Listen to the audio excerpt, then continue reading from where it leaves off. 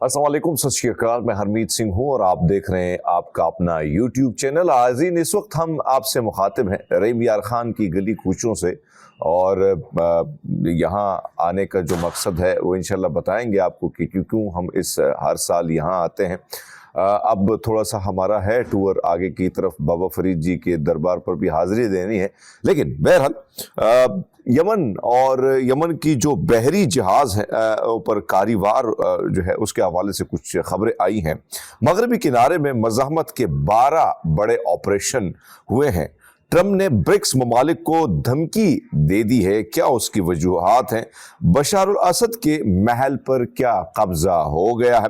बहुत सारी तफसीलात हैं हमारे साथ पास जो हम आपके साथ शेयर करें। सबसे पहले तो आपके सामने रख लेते हैं सीरिया से ये खबर जो है, शाम से ये खबर है, और यकीनन ये खबर इस वक्त मुख्तलिफ टेलीविज़न कोट कर रहे हैं। यरूशलेम पोस्ट ने इसको कोट किया है। यरूशलेम में जारी यानी एक तरफ तो सीरिया में जो इस वक्त खाना जंगी शुरू हो रही है, और जिस तरीके से आपने देखा मुख्तलिफ शहरों की मैंने बात की है कि मुख्तलिफ शहरों पर जिस तरीके से कब्जा का दावा किया जा रहा है कि कब्जा हो चुका है, लेकिन इब्तिदाई इतलात के मुताबिक सीरिया में अस्करियत पसंद एक शानदार महल के इर्द गिर्द घूमते दिखाई दे रहे हैं। अरब मीडिया रिपोर्ट्स के मुताबिक शाम के सदर बशार अल असद के हलब में वाक़ महल पर एतवार की शाम बागियों ने कब्जा कर लिया है। ये कब्जा उस वक्त हुआ जब शिद्दत पसंद तंजीम जो है हैत तहरीर अल शाम के बागियों ने हफ्ते के रोज हलब शहर में दाखिल होकर तकरीबन शामी अरब फौज के हामी फोर्सेस को घेरे में ले लिया, जिसके बाद कुर्दों के ज़ेर क़यादत जो है सीरियन डेमोक्रेट फोर्स ने जो कोमक है वो भी फराहम कर दी। महल के साथ साथ करीबी हल्ब मिलिट्री एकेडमी पर भी कब्जा कर लिया है, और इससे दौरान बागियों ने फ़िज़ाई दिफाई निज़ाम जो है उसको भी अपने कब्ज़े में कर लिया है। बड़ी तेज़ी से शाम की सूरत हाल बदल रही है, क्योंकि शाम में आपको पता है कि पहले खाना जंगी पहले जिस तरीके से जो है अस्करियत पसंद जो तंजीमें वहाँ पर गई और उसके बाद फिर उनको धकेला गया, बॉर्डरों के उस पार धकेला गया। कुछ ताकतें बॉर्डरों के इस पार कुछ देहातों में थी, लेकिन अब अचानक एक तरफ इस सारी जंग को डाइवर्ट करना, और जंग जो है यानी दुनिया की जो मीडिया है, मीडिया तो वैसे भी गज़ा को कवर नहीं करता है, चाहे वो पाकिस्तान का मीडिया हो चाहे वो इंटरनेशनल मीडिया हो, उस पर वो बात तो नहीं करता। लेकिन इस सारी सिचुएशन में अगर आप देखें तो इस पूरी दुनिया की मीडिया और ख़बरों का सिलसिला डाइवर्ट करने के लिए शाम की तरफ आगे बढ़े, और शाम में अचानक इतनी बड़ी अचानक आप देखें वारदात डाली जाती है कि तमाम तर क़ुव्वतें अचानक जो है एक्टिव हो जाती है। अब देखना ही है कि आगे क्या होता है, वो भी इंशाल्लाह नए व्लॉग में बताएंगे। इसराइल के बेन गुएर ने मसाजिद को आज़ान नशर करने से रोकने का हुक्म दे दिया है। बड़ी अफसोसनाक है और इंतहाई, आप अंदाज़ा लगा सकते हैं कि इंतहा पसंदाना दहशतगर्दाना सोच है कि आप किसी के मजहबी रसूमात जो है, अकायद जो है, उनसे आप उनको रोकें तो यकीनन इसकी जितनी भी मजम्मत की जाए वो कम है।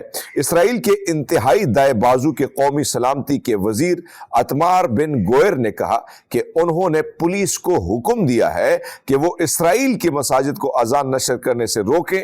सोशल मीडिया प्लेटफॉर्म एक्स पर एक वीडियो पैगाम में उन्होंने कहा कि बेन गोयर ने कहा है कि उन्हें मसाजिद में शोर के मसले को हल करने, यानी इनको तकलीफ होती है।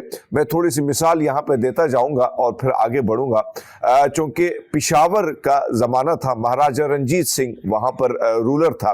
पिशावर में कुछ हिंदुओं ने जो है शिकायत की कि जब मुसलमान अजान पढ़ते हैं तो हमें तकलीफ होती है।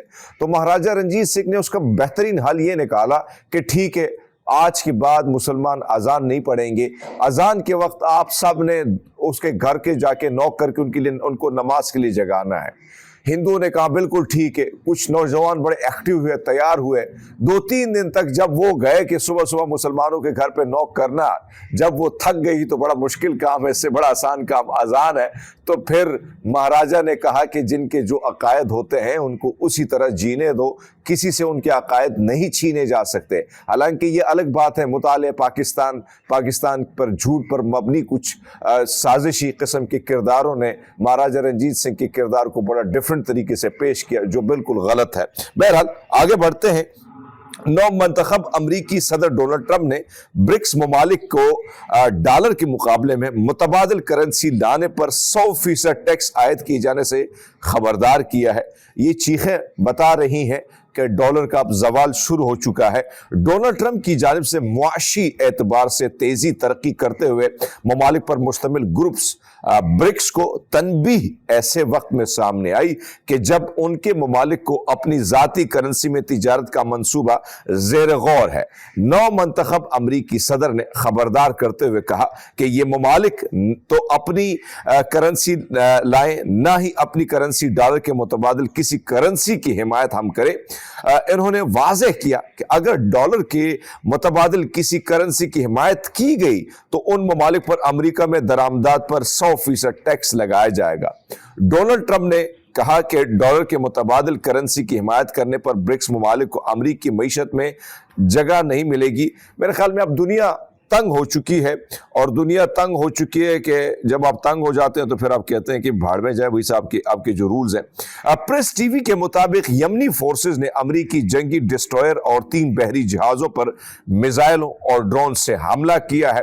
یمنی فوج کا کہنا ہے کہ اس نے امریکی برطانوی جارحیت کے جواب میں قریبی پانیوں میں ایک اور جوابی کارروائی کی ہے۔ یمنی فوج کے ترجمان یحییٰ سری نے بتایا کہ نیا آپریشن یمن کی بحری ڈرون اور میزائل فورسز نے انجام دیا۔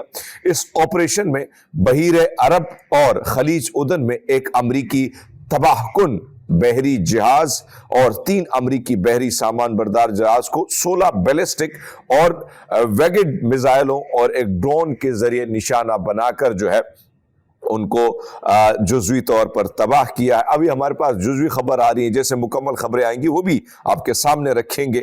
لبنان کی المیادین نیوز نیٹ ورک کے مطابق گزشتہ 24 گھنٹوں کے دوران فلسطین نے یعنی ان کی مزاحمت نے مقبوضہ مغربی کنارے میں 12 کارروائیاں انجام دی ہیں۔ فلسطینی مزاحمتی تحریک نے مقبوضہ مغربی کنارے میں گزشتہ 24 گھنٹوں کے دوران 12 مختلف آپریشن سر انجام دیے۔ فلسطینی انفارمیشن کے جو سینٹر کی جو رپورٹ ہمارے سامنے آئی ہے اس میں کہا گیا ہے کہ مزاحمتی تحریک نے فائرنگ، مسلح جھڑپوں، دھماکہ خیز مواد پھینکنے اور پتھراؤ سمیت دیگر کارروائیاں کی ہیں۔ مقبوضہ شمالی کنارے کے علاقے جینین کے جنوب مشرق میں واقع گاؤں سر میں فلسطینی مزاحمت کاروں اور اسرائیلی قابض فوج کے درمیان اس وقت شدید آپ کہہ سکتے ہیں کہ جھڑپیں جاری ہیں۔ صورتحال یہی ہے جو ہم نے آپ کے سامنے رکھی ہے، اور امید ہے آپ کو یہ ویلاگ پسند آیا ہوگا۔ ہماری کوشش ہے کہ جیسے ہم اسلام آباد کی طرف لوٹیں گے، شام کے ویلاگ جو ہے یعنی خاص کر سیریا کے ویلاگ ہے، آپ رضی طاہر کے ویلاگ دیکھ سکتے ہیں جس میں وہ بڑی زبردست طریقے سے ریسرچ بیس پر مبنی ویلاگ آپ کے سامنے رکھتے ہیں۔ تو کوشش ہوگی ہماری کہ مزید کون سی تحریکیں وہاں کام کر رہی ہیں، کیا کیا طریقہ کار انہوں نے اپنایا ہے، اور کیا وجوہات ہیں کہ اسرائیل کے بجائے غزہ کے مظلوموں کی آہ سننے کے بجائے وہ سیدھا شام پر حملہ کرتے ہیں۔